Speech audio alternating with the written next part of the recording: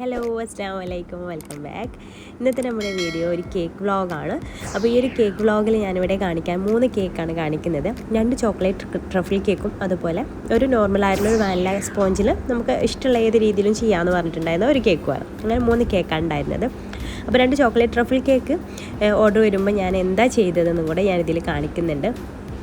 അപ്പോൾ ഞാനിതിൽ കാണിക്കുന്നത് 2 kg അളവിലുള്ള ഒരു ചോക്ലേറ്റ് കേക്ക് എങ്ങനെ ഉണ്ടാക്കുന്നതെന്നാണ് കേട്ടോ. അപ്പോൾ 2 കേക്കിനും കൂടെ ഒരൊറ്റ ബാറ്റർ ഉണ്ടാക്കിയിട്ടാണ് ഞാൻ ഈ ഒരു വീഡിയോയിൽ നിങ്ങളായിട്ട് ഷെയർ ചെയ്യുന്നത്. അപ്പോൾ 2 കിലോയുടെ ഓരോ കിലോ വെച്ചിട്ട് 2 കിലോയുടെ ഒരു കേക്കൊക്കെയാണ് നിങ്ങൾക്ക് വരുന്നതെന്നുണ്ടെങ്കിൽ ആ രീതിയിൽ ചെയ്താൽ മതി. അപ്പോൾ ഞാനിവിടെ 7 ഇഞ്ചിൻ്റെ 2 മോൾഡ് എടുത്തിട്ടുണ്ട്. ഈ ഒരു കേക്ക് ബേക്ക് ആക്കി കഴിഞ്ഞതിന് ശേഷം കേട്ടോ മറ്റേ കേക്കിന് ഓർഡർ വന്നത്. അപ്പോൾ ഈ 2 കേക്കും ഞാൻ 7 ഇഞ്ചിൻ്റെയിലാണ് ചെയ്യണത്. അപ്പോൾ രണ്ടും മോൾഡൊക്കെ ഒന്ന് സെറ്റാക്കി വെച്ചിട്ടുണ്ട്. ഇനി ഇതിലേക്ക് വേണ്ടിയുള്ള ഡ്രൈ ഇൻഗ്രീഡിയൻസ് ഒക്കെ നമുക്കൊന്ന് അരിച്ചെടുക്കാം. അപ്പോൾ ഞാനൊരു അരിപ്പ് എടുത്തിട്ടുണ്ട്. അരിപ്പിലൂടെ 1 കപ്പ് മൈദ ചേർത്ത് കൊടുക്കുക. 2 kgയുടെ ബാറ്ററാണ് കേട്ടോ ഉണ്ടാക്കുന്നത്. രണ്ടും 1 കിലോയുടെ കേക്കാണ്. അപ്പോൾ അതുകൊണ്ട് തന്നെ 2 kgയുടെ ബാറ്റർ ഉണ്ടാക്കിയിട്ട് ഒരുമിച്ച് ബേക്ക് ചെയ്യുകയാണ് ചെയ്യുന്നത്. അപ്പോൾ 1 കപ്പ് മൈദയും അതിലേക്ക് 1/2 കപ്പ് കൊക്കോ പൗഡറും അതുപോലെ തന്നെ ഒരു 1/2 കപ്പ് കോൺഫ്ലോറുമാണ് ചേർത്ത് കൊടുക്കുന്നത്. ഇനി ഇതിലേക്ക് 2 ടീസ്പൂണ് ബേക്കിംഗ് പൗഡർ കൂടെ ചേർത്ത് കൊടുക്കുക കേട്ടോ. നമ്മളിതിൽ മുന്നേ തന്നെ 1 kgയുടെ ട്രഫിൾ കേക്ക് ഉണ്ടാക്കിയിട്ടുണ്ടായിരുന്നു. അപ്പോൾ ഇതിൻ്റെ നേരെ പകുതി എടുത്താൽ മതി അളവൊക്കെ കേട്ടോ. പിന്നെ ഇതിലേക്ക് ഒരു നുള്ളു ഉപ്പ് കൂടെ ചേർത്ത് കൊടുക്കുക.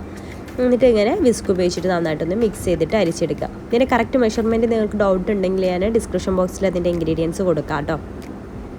എന്നിട്ട് ഇതുപോലെ മിക്സ് ചെയ്തിട്ട് അരിച്ചെടുത്തതിന് ശേഷം ഇതുപോലെ വിസ്ക് ഉപയോഗിച്ചിട്ട് നന്നായിട്ട് തന്നെ കമ്പൈൻ ആവുന്ന രീതിയിൽ നന്നായിട്ട് തന്നെ മിക്സ് ചെയ്തിട്ട് നമുക്ക് മാറ്റി വെക്കുക. അല്ലാന്നുണ്ടെങ്കിൽ ഒരു 3 തവണ അരിച്ചെടുത്താലും മതി. ഇനി നമുക്ക് ഡ്രൈ ആയിട്ടുള്ളൊരു ബൗളെടുക്കുക. അതിലേക്ക് 8 മുട്ട പൊട്ടിച്ചൊഴിച്ച് കൊടുക്കാം. 6 മുട്ട വെച്ചിട്ട് നമുക്കിത് ചെയ്യാം കേട്ടോ. ഈ ഒരു 2 kg. പക്ഷേ നമ്മൾ ഇവിടെ 8 മുട്ടയാണ് എടുക്കുന്നത്. 6 മുട്ട വെച്ച് ചെയ്യുന്ന സമയത്ത് നമ്മൾ പാലൊഴിക്കണം. ഒരു 1/2 കപ്പ് പാൽ കൂടെ ഇതിലേക്ക് ചേർക്കേണ്ടതായിട്ടുണ്ട്. അപ്പോൾ ഞാനിവിടെ 8 മുട്ട വെച്ചിട്ടാണിത് എടുക്കുന്നത്.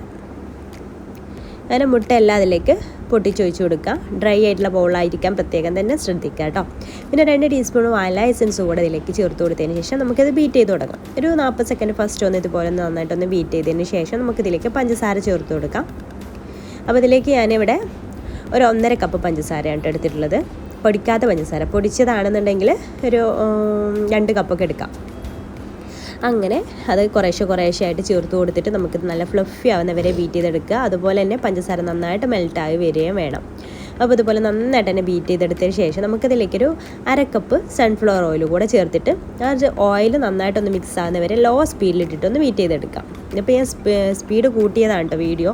അതാണ് സ്പീഡ് കൂട്ടിയതായിട്ട് നിങ്ങൾക്ക് തോന്നുന്നത്. ലോ സ്പീഡിലിട്ടിട്ട് ബീറ്റ് ചെയ്തെടുത്താൽ മതി. അല്ലാന്നുണ്ടെങ്കിൽ ബാറ്റർ താഴ്ന്നു പോകും. എന്നിട്ട് നമുക്കിതിലേക്ക് ഡ്രൈ ഇൻഗ്രീഡിയൻസ് കുറേശ്ശെ ആയിട്ട് ചേർത്തിട്ട് ഫോൾഡ് ചെയ്തെടുക്കാം. അപ്പോൾ എന്നോട് കുറച്ച് പേരൊക്കെ ചോദിച്ചിട്ടുണ്ടായിരുന്നു ഡ്രൈ ഇൻഗ്രീഡിയൻസ് ചേർക്കുന്നത് വീഡിയോ സ്പീഡ് കൂട്ടാതെ സാവധാനം ഫോൾഡ് ചെയ്തെടുക്കുന്നതൊന്ന് വീഡിയോയിൽ കാണിക്കാമോ എന്ന് ചോദിച്ചിട്ട്. അപ്പോൾ അതുകൊണ്ട് അവർക്ക് വേണ്ടിയിട്ട് ഈ ഒരു വീഡിയോയിൽ ഞാനത് കാണിക്കുന്നുണ്ട് കേട്ടോ.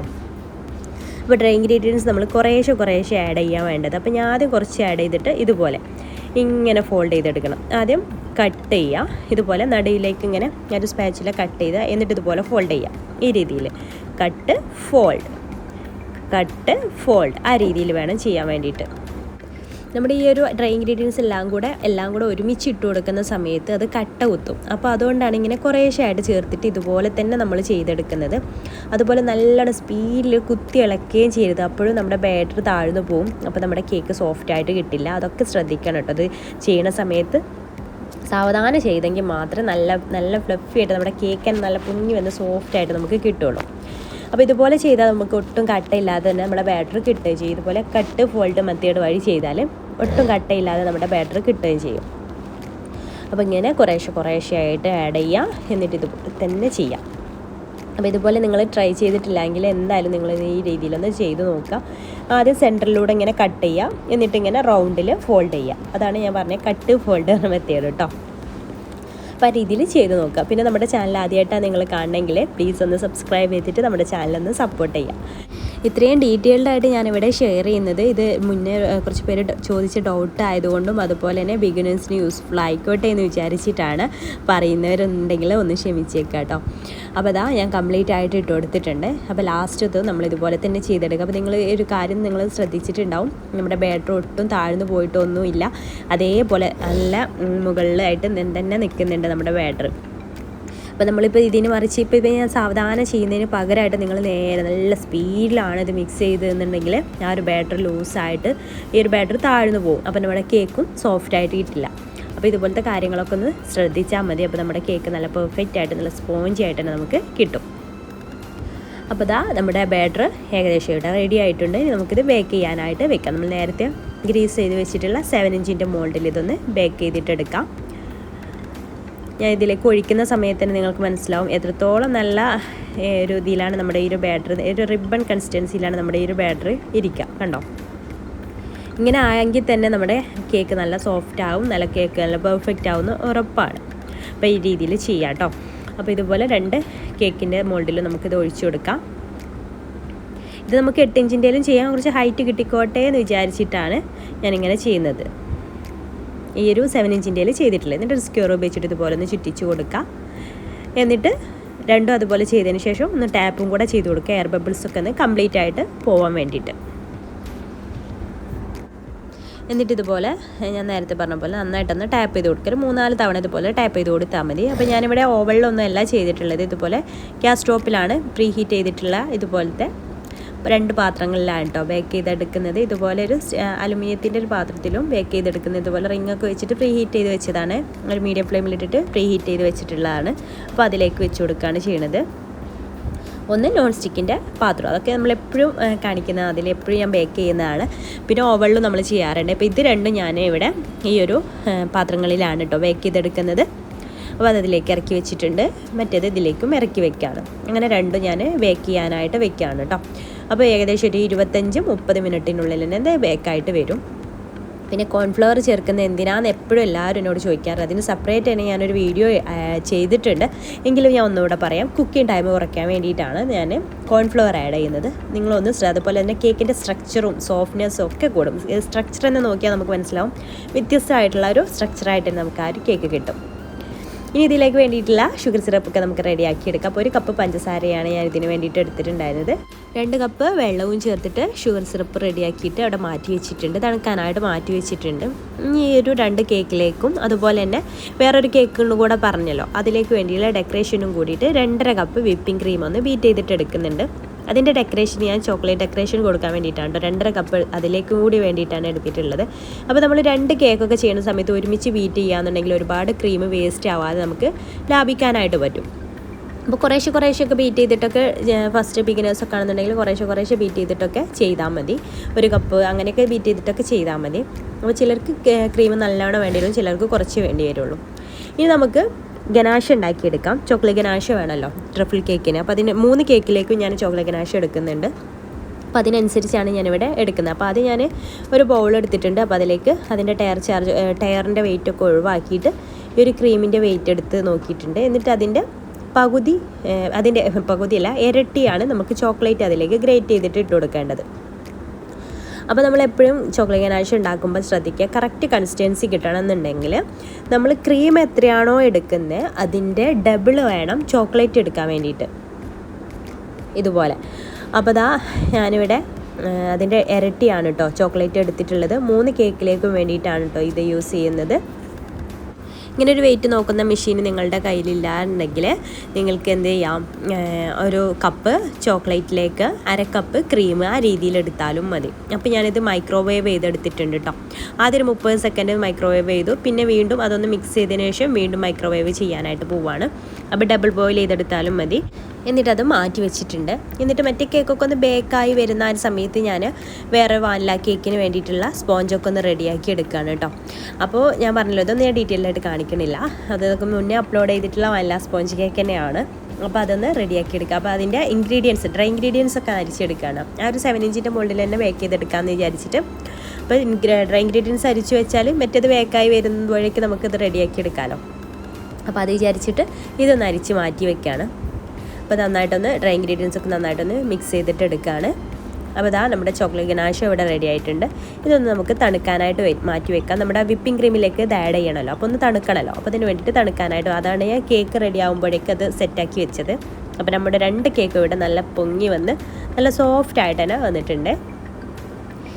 ഇനി ഈ ഒരു സെയിം മോൾഡ് ഒന്ന് കഴുകി അതൊന്ന് ബട്ടർ പേപ്പറൊക്കെ ഒന്ന് മാറ്റി ഞാൻ വീണ്ടും ബേക്ക് ചെയ്യാൻ വേണ്ടി വിരിച്ചിട്ടുണ്ട് കേട്ടോ. ആ ഒരു വാനില കേക്ക് ബേക്ക് ചെയ്യാൻ വേണ്ടിയിട്ട് വെച്ചിട്ടുണ്ട്. അപ്പോഴേക്കും നമ്മുടെ ചോക്ലേറ്റ് ഗനാഷൊക്കെ നന്നായിട്ടൊന്ന് തണുത്ത് വന്നിട്ടുണ്ട്. നമ്മൾ ബീറ്റ് ചെയ്ത് വെച്ചിട്ടുള്ള ആ ഒരു ക്രീമിലേക്ക് നമുക്ക് എത്രയാണ് വേണ്ടത് അതിനനുസരിച്ച് ഒന്ന് ആഡ് ചെയ്ത് കൊടുക്കാം. അത്യാവശ്യം ക്വാണ്ടിറ്റിയിൽ തന്നെ ചേർത്ത് കൊടുത്തിട്ടുണ്ട്. ഏകദേശം ഒരു 1/4 കപ്പോളം ഞാൻ ചേർത്ത് കൊടുത്തിട്ടുണ്ട്. എന്നിട്ട് ഇതുപോലെ നന്നായിട്ടൊന്ന് മിക്സ് ചെയ്തിട്ട് വെക്കുക. ഇതുപോലെ ഫോൾഡ് ചെയ്തെടുത്താൽ മതി കേട്ടോ. ഒരുപാട് ഇങ്ങനെ സ്പീഡിൽ ചെയ്യൊന്നും വേണ്ട. ഇതുപോലെ ഇങ്ങനെ ജസ്റ്റ് ഒന്ന് ഫോൾഡ് ചെയ്തെടുത്താൽ മതി. ആ ഒരു അത് ഗനാഷൊക്കെ അതിലൊന്ന് സെറ്റായി വരാൻ വേണ്ടിയിട്ട്. അപ്പോൾ നമ്മുടെ കേക്കൊക്കെ നല്ല സോഫ്റ്റ് ആയിട്ട് തന്നെ വന്നിട്ടുണ്ട്. അതൊക്കെ ഞാൻ ലെയറാക്കി മാറ്റി വെച്ചിട്ടുണ്ട്. ഇനി നമുക്കിത് ഐസിങ് ചെയ്തിട്ടെടുക്കാം. അപ്പോൾ നമ്മുടെ ചോക്ലേറ്റ് ക്രീം വെച്ചിട്ട് ആണ് ഇത് ഐസിങ് ചെയ്തെടുക്കുന്നത്. അപ്പോൾ ഷുഗർ സിറപ്പ് വെച്ചിട്ടൊക്കെ ഒന്ന് ആദ്യം വെറ്റ് ചെയ്തെടുക്കുക. അപ്പോൾ ഷുഗർ സിറപ്പിൽ ഞാനൊരു കാര്യം പറയാൻ വേണ്ടിയിട്ട് ഞാൻ കുറച്ച് കണ്ടൻസ് മിൽക്ക് കൂടെ ആഡ് ചെയ്തിട്ടുണ്ട്. ടേസ്റ്റ് വൈസ് ഒന്നുകൂടെ കിട്ടാൻ വേണ്ടിയിട്ട് കണ്ടൻസ് മിൽക്ക് കൂടെ ആഡ് ചെയ്തിട്ടുണ്ടായിരുന്നു. എന്നിട്ട് നമുക്ക് ക്രീം ഒന്ന് എല്ലാ ഭാഗത്തേക്കും ഒന്ന് ആക്കി കൊടുക്കാം. ഇതൊന്നും ഇപ്പോൾ ഡീറ്റെയിൽ ആയിട്ട് കാണിക്കണം എന്നില്ലല്ലോ അല്ലേ, നമ്മളെപ്പോഴും കാണിക്കുന്നത് തന്നെയാണ്. ഇതിൻ്റെ മുകളിലായിട്ട് കുറച്ച് ചോക്ലേറ്റ് ഗ്രേറ്റ് ചെയ്തതും കൂടെ ഇട്ട് കൊടുക്കുന്നുണ്ട്. അപ്പോൾ ഇതൊക്കെ ഇതിൻ്റെ ഇടയിൽ ഇട്ട് കൊടുക്കണം കേട്ടോ. നമ്മൾ ഇട്ട് കൊടുക്കണം എന്നല്ല, ഇതൊക്കെ ഇതിൻ്റെ ഇടയിൽ നമ്മൾ ചെയ്ത് വെച്ചാൽ നമുക്ക് ഈസി ആയിട്ട് ചെയ്യാൻ പറ്റും. ഇതൊക്കെ ചോക്ലേറ്റ് ഗ്രേറ്റ് ചെയ്യുക. നമ്മൾ കേക്ക് ബേക്ക് ചെയ്യുന്ന സമയം കൊണ്ട് ഇങ്ങനത്തെ പണികളൊക്കെ ചെയ്തെടുത്താൽ മതി. ചോക്ലേറ്റ് ഗ്രേറ്റ് ചെയ്യുക, അങ്ങനത്തെ പണികളൊക്കെ ചെയ്താൽ നമുക്ക് പിന്നെ ഇത് ചെയ്യണ സമയത്ത് ഈസി ആയിട്ടിരിക്കും. അങ്ങനെ സെക്കൻഡ് ലെയറും ചെയ്തെടുക്കുക. അതിലും ഇതേപോലെ തന്നെ സൈഡൊക്കെ ഒന്ന് ലെവലാക്കി കൊടുക്കട്ടോ. അതിലും ഇതേപോലെ തന്നെ നമുക്ക് സെൻറ്ററിലായിട്ട് ഒരു ചോക്ലേറ്റ് ഗ്രേറ്റ് ചെയ്തത് ഇട്ട് കൊടുക്കാം. പിന്നെ വേണമെന്നുണ്ടെങ്കിൽ നമുക്ക് ചോക്ലേറ്റ് ഗനാഷ് കൂടെ അതിൽ സ്പ്രെഡ് ചെയ്ത് കൊടുക്കാം. പക്ഷേ ചോക്ലേറ്റ് ഗനാഷ് നമ്മൾ ഇനി ചേർക്കേണ്ട ആവശ്യമില്ല. കാരണം എന്താണെന്ന് വെച്ചാൽ നമ്മൾ ആ ഒരു ക്രീമിൽ തന്നെ അപ്ലൈ ആക്കിയതല്ലേ, അതുകൊണ്ട് വേണ്ട. അപ്പോൾ ചോക്ലേറ്റ് ഗ്രേറ്റ് ചെയ്തത് അവിടെ ഇട്ട് കൊടുത്തു. അങ്ങനെ തേർഡ് ലെയറും വെച്ച് കൊടുത്തിട്ടുണ്ട്. എന്നിട്ട് ക്രം കോട്ടിങ് ചെയ്തിട്ട് നമുക്ക് ഫ്രിഡ്ജിൽ വെക്കാം. അപ്പോൾ ഡിസൈനിങ്ങിലൊക്കെ ചെറിയൊരു മാറ്റമേ ഉള്ളൂ. നമ്മൾ ഇതുപോലെ 3 കേക്കിനും ഏകദേശം ഒരു ചോക്ലേറ്റ് ക്രീം വെച്ചിട്ടൊക്കെയാണ് ചെയ്യുന്നതെന്നുണ്ടെങ്കിൽ നമുക്ക് ഈസി ആയിട്ട് തന്നെ ചെയ്യാൻ പറ്റും. കാരണം എന്താണെന്ന് വെച്ചാൽ ക്രീം ഒരുപാട് ബാക്കിയാവില്ല, ഗനാഷ് ഒരുപാട് ബാക്കിയാവില്ല. അതൊക്കെ നമുക്ക് ഏകദേശം ഒരളവ് നമുക്ക് മനസ്സിലുണ്ടായാലും ആ രീതിയിൽ ചെയ്താൽ മതി. 3നും അതുപോലെ തന്നെ ഒരുമിച്ച് ഡിസൈനിങ് നമുക്ക് ചെയ്യുകയും ചെയ്യാം. അപ്പോൾ ക്രം കോട്ടിങ് ചെയ്തിട്ടുള്ള കേക്ക് ഫ്രിഡ്ജിൽ വെച്ചൊക്കെ ഒന്ന് സെറ്റായതിന് ശേഷം വീണ്ടും പുറത്തേക്ക് എടുത്തിട്ട് നമ്മൾ ഫൈനൽ ഫ്രോസ്റ്റിങ് ചെയ്യുകയാണ്. അപ്പോൾ 2 കേക്കും ഞാൻ അങ്ങനെ ചെയ്തിട്ടുണ്ടായിരുന്നു കേട്ടോ. 2 കേക്കില്ല 3 കേക്കും. അങ്ങനെ അതിൻ്റെ ഫിനിഷിങ് വർക്കൊക്കെ ഒന്ന് ചെയ്തെടുക്കുക. സൈഡൊക്കെ സ്ക്രാപ്പർ വെച്ചിട്ടൊക്കെ ഒന്ന് വലിച്ചെടുക്കുന്നുണ്ട്. മുകൾ ഭാഗമൊക്കെ നമ്മളെ കൊണ്ട് കഴിയുന്ന മാക്സിമം ലെവലാക്കി എടുക്കുക. പിന്നെ ഈ ഒരു കേക്ക് ഉണ്ടല്ലോ, വാനില കേക്ക്, അതൊന്നും ഞാൻ ഡീറ്റെയിൽ ആയിട്ട് കാണിച്ചിട്ടില്ല. അത് ഇതുപോലത്തെ ഒരു സ്ക്രാപ്പർ വെച്ചിട്ട് സൈഡൊക്കെ ഒന്ന് ലെവലാക്കി എടുത്തിട്ടുണ്ട്. ഇതിന് പിന്നെ ചോക്ലേറ്റ് ക്രീം അല്ല കേട്ടോ. അതിന് ഞാൻ വേറെ ഒരു 1/4 കപ്പ് വിപ്പിംഗ് ക്രീം വേറെ ആണ് ചെയ്തിട്ടുള്ളത്. ഇതിന് ഇതുപോലെ മുകളിൽ ഇതുപോലെ സ്പാച്ചുല ഡിസൈനും സൈഡിൽ ആ ഒരു സ്ക്രാപ്പർ ഡിസൈനുമാണ് ചെയ്ത് കൊടുത്തിട്ടുള്ളത്. അതിൻ്റെ ഉള്ളിൽ ഞാൻ 3 ലെയറായിട്ട് കട്ട് ചെയ്തിട്ട് ഉൾഭാഗത്ത് നമ്മുടെ ഒരു ഗനാഷൊക്കെ വെച്ചിട്ട് ചെയ്തിട്ടുണ്ടായിരുന്നു. അപ്പോൾ ചോക്ലേറ്റും വാനിലയുടെയും മിക്സ്ഡ് ആയിട്ടാണ് ഈ ഒരു കേക്ക് ഞാൻ ചെയ്തിട്ടുള്ളത്. അപ്പോൾ അതിൻ്റെ ഡിസൈനിങ് കഴിഞ്ഞിട്ടുണ്ട്. ഇനി അതിന് ചെറിയൊരു ഡിസൈനിങ് കൂടി ഉള്ളൂ. അപ്പോൾ ഈ ചോക്ലേറ്റ് ഗനാഷ് ഒന്നുകൂടെ ഒന്ന് ഡബിൾ ബോയിൽ ചെയ്തെടുത്തിട്ടുണ്ടായിരുന്നു. ഡബിൾ ബോയിലല്ല, മൈക്രോവേവ് ചെയ്തെടുത്തിട്ട് ഒന്ന് ലൂസാക്കി എടുത്തിട്ടുണ്ടായിരുന്നു. അപ്പോൾ ഇതുപോലെ ഈ 2 കേക്കിന് ഇതുപോലെ ഡ്രിപ്പിംഗ് എഫക്റ്റ് കൊടുക്കുകയാണ്. അപ്പോൾ ഈ ഡ്രിപ്പിംഗ് എഫക്റ്റ് കൊടുക്കുന്നതിന് മുന്നേ നമ്മൾ ശ്രദ്ധിക്കേണ്ട വേറെ കാര്യം, കേക്ക് നന്നായിട്ട് തന്നെ തണുത്തിരിക്കണം. എന്നാലേ ഇങ്ങനെ ഡ്രിപ്പായിട്ട് നമ്മുടെ കേക്ക് കിട്ടുള്ളൂ. അപ്പോൾ 2 കേക്കും അതുപോലെ ഇങ്ങനെ ഡ്രിപ്പ് ചെയ്ത് കൊടുക്കുകയാണ്. അതുപോലെ ഈ ഒരു കേക്കിനും ഞാൻ ഈ ഒരു ഡ്രിപ്പിംഗ് എഫക്റ്റ് തന്നെ കൊടുത്തിട്ടുണ്ട്. അതുപോലെ ഇതുപോലെ ചുറ്റും ഈ ഒരു രീതിയിലാണ് ചെയ്തിട്ടുള്ളത്. എന്നിട്ട് ചോക്ലേറ്റ് ക്രീം വെച്ചിട്ട് ഒന്ന് സ്റ്റാർ ഫ്ലവർ വരച്ചു കൊടുക്കുന്നുണ്ട് കേട്ടോ. അപ്പോൾ ഈ ഒരു കേക്കിൽ ഞാനിവിടെ നമ്മുടെ N1 നോസിലുണ്ടല്ലോ, അത് വെച്ചിട്ടാണ് ഡിസൈൻ ചെയ്തെടുക്കുന്നത്. അപ്പോൾ ഇതുപോലെ ഇങ്ങനെ ഒരു ഭാഗത്ത് മാത്രം, ഇതിൽ ഒരു കേക്കിൽ പേരെഴുതാനുണ്ടായിരുന്നു. അപ്പോൾ അതിൽ പേരെഴുതാൻ വേണ്ടിയിട്ട് ഒരു ഭാഗത്ത് മാത്രം ഇങ്ങനെ ഡിസൈൻ വരച്ചു കൊടുക്കുകയാണ് ചെയ്യുന്നത്. പിന്നെ നമ്മുടെ ചോക്ലേറ്റ് ഗനാഷ ഒന്ന് തണുത്ത് ഫ്രിഡ്ജിൽ വെച്ചൊന്ന് സെറ്റാക്കി എടുത്തിട്ടുണ്ട് കേട്ടോ. അപ്പോൾ എന്താവും, അപ്പോൾ നമുക്ക് ഈ ഒരു ചെറിയ സ്റ്റാർ നോസിൽ വെച്ചിട്ട് ഇതുപോലെ ഡിസൈൻ ചെയ്യുമ്പോൾ നല്ല ഒരു ഭംഗിയുള്ള ഒരു ഫ്ലവറായിട്ട് നമുക്ക് കിട്ടും. ഈ ഒരു ചോക്ലേറ്റ് ഗനാഷ വെച്ചിട്ട് ഇതുപോലെ ചെയ്യുമ്പോൾ കുറച്ച് കൂടി പോയിട്ടോ ഞാനത് ഇങ്ങനെ ആക്കിയപ്പോൾ. അപ്പോൾ ഇതുപോലെ ഈ ഒരു ഡിസൈൻ ഞാൻ 3 കേക്കിലും ചെയ്യാം. അതേ പറഞ്ഞത്, ഈ 3 കേക്ക് ഒരുമിച്ച് ഡിസൈൻ ചെയ്യുമ്പോൾ നമുക്ക് എല്ലാം ഒരുമിച്ച് തന്നെ ചെയ്യാനായിട്ട് പറ്റും. അപ്പോൾ ഇതുപോലെ ഇങ്ങനെ വരച്ചു കൊടുക്കുന്നുണ്ട്. പിന്നെ ഈ ഒരു സെയിം നോസിൽ N1 നോസിൽ വെച്ചിട്ട് തന്നെ ഇങ്ങനെ ഈ ഒരു ഡിസൈനും ചെറിയ കുഞ്ഞു ഫ്ലവേഴ്സും വരച്ചു കൊടുക്കുന്നുണ്ട്. അപ്പോൾ ഇതിൻ്റെ ഡെക്കറേഷൻസ് ഏകദേശം കഴിഞ്ഞിട്ടുണ്ട്. ഇനി നമുക്കിതിന് പേരെഴുതാനേ ഉള്ളൂ കേട്ടോ. ഇനി അടുത്ത കേക്ക് നമുക്കൊന്ന് ഡിസൈൻ ചെയ്തെടുക്കാം. അപ്പോൾ അതിനും ഞാൻ ഈ ഒരു N1 നോസിൽ തന്നെയാണ് യൂസ് ചെയ്തിട്ടുള്ളത്. അപ്പോൾ അത് ഇതുപോലെയാണ്, ഇങ്ങനെ നമ്മൾ കഴിഞ്ഞ ഒരു ഓറിയോ കേക്കൊക്കെ ചെയ്ത പോലെ ഇങ്ങനെ പ്രസ് ചെയ്ത് ഇങ്ങനെ മുകളിലേക്ക് വലിച്ചു കൊടുക്കുമ്പോഴുള്ള ആ ഒരു ഫ്ലവർ ഉണ്ടല്ലോ, അതാണ് ഇതിന് വെച്ച് കൊടുക്കുന്നത്. പിന്നെ അതുപോലെ തന്നെ ഇതും ഒരു ചോക്ലേറ്റ് ഗനാഷ വെച്ചിട്ടുള്ള ഒരു ഡിസൈനും ഇതുപോലെ വരച്ചു കൊടുക്കുന്നുണ്ട്. അപ്പോൾ ഇത് നിങ്ങൾക്ക് ഫ്രിഡ്ജിൽ വെച്ച് ചിലപ്പോൾ ഓവറായിട്ട് ഇങ്ങനെ നമുക്ക് ഇങ്ങനെ ചെയ്യാൻ പറ്റില്ല, അപ്പോൾ ടൈറ്റായി പോകും. അതുകൊണ്ട് തന്നെ ഫ്രിഡ്ജിൽ വെക്കേണ്ട ആവശ്യമൊന്നുമില്ല ശരിക്കും. പക്ഷേ പെട്ടെന്നാവണമെന്നുണ്ടെങ്കിൽ കുറച്ച് സമയം ഒന്ന് ഫ്രിഡ്ജിൽ വെക്കാം, അത്രയേ ഉള്ളൂ. അപ്പോൾ ഈ ഒരു N1 നോസിൽ വെച്ചിട്ട് തന്നെ ഈ ഒരു കേക്കിനും ഡിസൈൻ ചെയ്യാം. അപ്പോൾ 3 കേക്കിലും നമുക്ക് ഒരുമിച്ച് ഡിസൈൻ ചെയ്യാൻ പറ്റുന്നുണ്ട് അല്ലേ, ഈസി ആയിട്ട് നമുക്ക് ഡെക്കറേഷനും കഴിയും. അപ്പോൾ ഇതും അങ്ങനെ ചെയ്തിട്ടുണ്ട്. ഇതിൻ്റെ സെൻറ്ററിലും ഇങ്ങനെ ഇടയിലൊക്കെ ആയിട്ട് ഈ ഒരു ഡിസൈൻ തന്നെ സ്റ്റാർ നോസിൽ വെച്ചിട്ട് ചോക്ലേറ്റ് ഗനാഷയുടെ ഈ ഒരു ഡിസൈന് വെച്ച് കൊടുക്കുന്നുണ്ട്. പിന്നെ ഇതിൽ ഞാൻ വിപ്പിംഗ് ക്രീം വെച്ചിട്ടാണ് പേരെഴുതുന്നത്. പേരെഴുതുന്നത് നിങ്ങൾ നോക്കരുത് കേട്ടോ, അത്ര നല്ല ഭംഗിയിൽ പേരെഴുതാനൊന്നും എനിക്കറിയില്ല. ഇനി അതിന് എക്സ്പേർട്ട് ആവണം. എനിക്ക് പേര് ഞാൻ അധികം ഫോണ്ടനിലാണ് ചെയ്യാറ്. ഇനി ഇതിൽ എഴുതി ഇങ്ങനെ ശീലമായിട്ട് വേണം. എനിക്ക് ഭയങ്കര ബുദ്ധിമുട്ടാണ് ഒരു വിപ്പിംഗ് ക്രീം വെച്ചിട്ട് പേരെഴുതുക എന്ന് പറയണത്. അപ്പോൾ ഞാൻ ഹാപ്പി ബർത്ത്ഡേ എന്ന് പറഞ്ഞിട്ട് പേരെഴുതി കൊടുക്കുന്നുണ്ട്. അതുപോലെ തന്നെ മറ്റേ കേക്ക് ഉണ്ടല്ലോ, വാനില കേക്ക്, അതിലും വേണം പേരെഴുതുക. മറ്റേതിൽ പേരെഴുതണ്ടെന്ന് പറഞ്ഞിട്ടുണ്ടായിരുന്നു കേട്ടോ. അപ്പോൾ അങ്ങനെ ഇതിൻ്റെ പേരെഴുതൽ കഴിഞ്ഞു. കാണാൻ ലുക്കില്ലെങ്കിലും ചുമ്മാ അങ്ങോട്ട് എഴുതി. പിന്നെ ഇതുപോലെ ഗോൾഡൻ ഷുഗർ ബോൾസൊക്കെ ഒന്ന് ചെറുതും വലുതുമൊക്കെ ആയിട്ട് ഇങ്ങനെ അതും വെച്ച് കൊടുക്കുന്നുണ്ട് ഈ ഒരു കേക്കിൽ.